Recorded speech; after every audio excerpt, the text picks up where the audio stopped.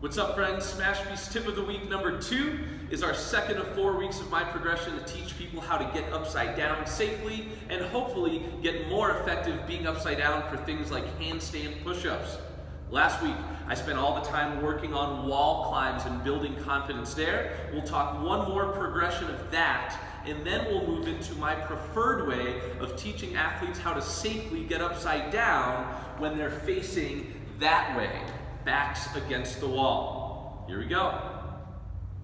So if you watched my last video, you know my favorite way of teaching the wall climb is lay on the ground, on all fours, walk your hands in, capital letter A, leg up, and meet it. I'll show you what that looks like.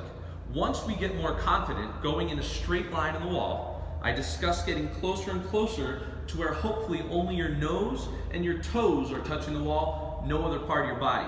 The reason I think that's important because it helps you practice that more hollow position that we want to be in anytime we're upside down. So to build up and build that confidence over time, I'm going to encourage athletes to accumulate anywhere from 90 seconds to 3 minutes of total time upside down in that wall climb position.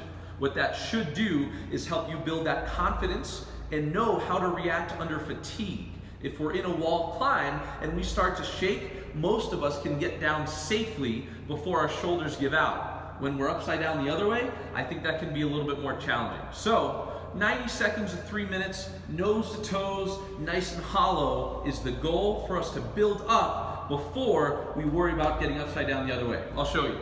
Lay on the ground, walk your hands in, all fours, butt straight up in the air, straight leg.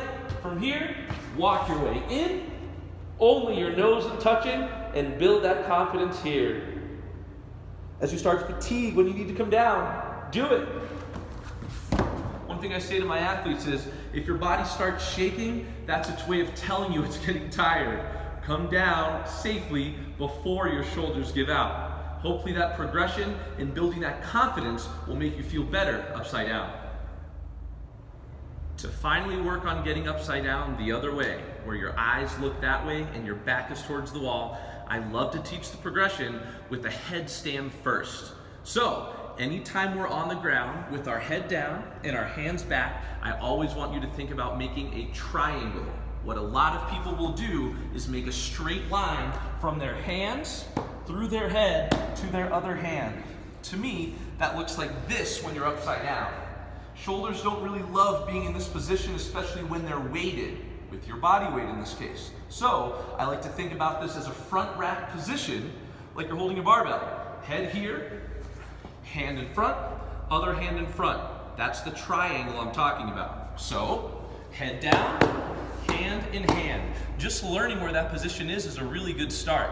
And since we're starting in a headstand, this also allows you to find a way to evenly distribute the weight between your neck and your hands. As you might imagine, our body weight isn't designed to be resting solely on our head. It can be pretty unsafe if all of your weight is here unsafely. So, my advice, when you find this position, get it to where you're evenly distributing weight from your head and your hands.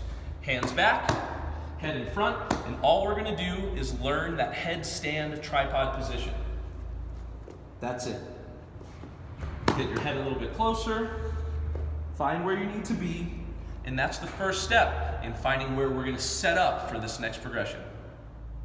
Now that you've hopefully found that appropriate tripod position, all I want us to do is work on the control of driving off of one leg and having the opposite leg stabilize yourself on the wall. So, I'm going to get back into that tripod position.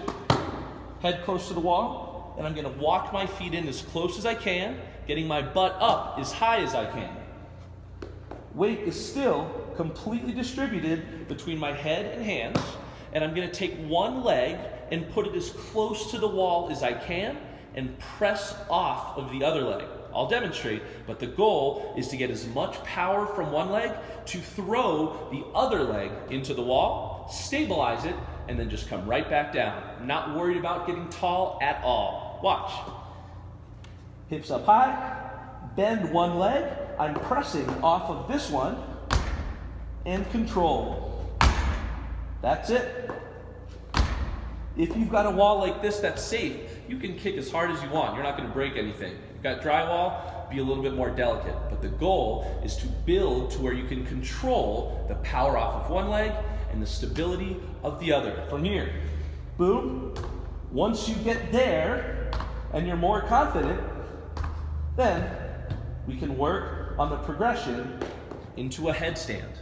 With our first progression, I suggested holding a total of 90 seconds to 3 minutes in that wall climb position, nose and toes touching only. Now today, we worked on the progression of hopefully getting into a headstand. I want you to accumulate that same amount of time total in the headstand position. The reason for this is so we can see what it's like to be looking back towards that wall now, keeping our body in a nice straight line and evenly distributing the weight between our head and our hands. When we fatigue, we'll be able to tell if that core starts to get weak or if that neck starts to get a little heavy. If so, always drop down safely. When we're done being upside down, my advice on how to get down safely is always to bring one knee to your chest and gently come down to the ground. I'll show you the difference between that and collapsing your feet. So, find that tripod. Hips up high, one leg up. Once I'm confident here and can accumulate a total of 90 seconds to 3 minutes, come down and drop down whatever you need to. If I collapse, that happens. That doesn't feel very good. So if I go back up, hold my headstand. When I'm done, pull one knee down to my chest gently, and I'm back on the ground safe and sound. Work that progression. Please let me know what you think, and I'll see you next week for our third progression.